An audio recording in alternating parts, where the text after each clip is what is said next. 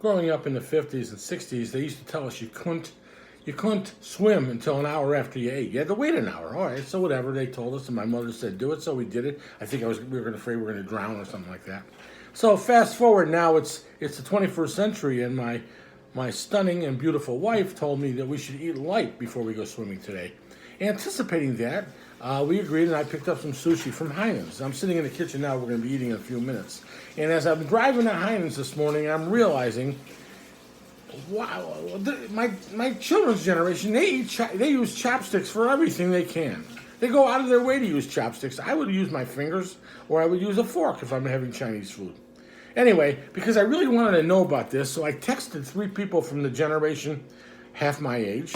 2 of them were candid and said, well, because it looks better, think you're cool when you do it, or classy. Another person told me it's a cultural thing. Well, it's not a cultural thing in America. It might be a cultural thing overseas. Anyway, and one person was honest enough, and I wrote it down because I was so impressed. This person said he would use the most efficient thing possible to get the food in his belly.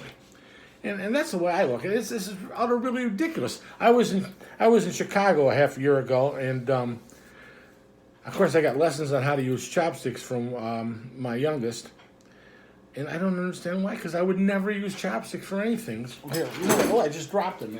God doesn't want me to use a weight. Anyway, so here they are.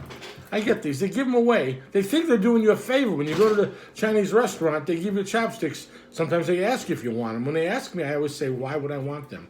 And they sometimes get offended. Sometimes they just smile at me. Sometimes I can't tell the difference, actually, because the face doesn't change. But here's what I think of chopsticks.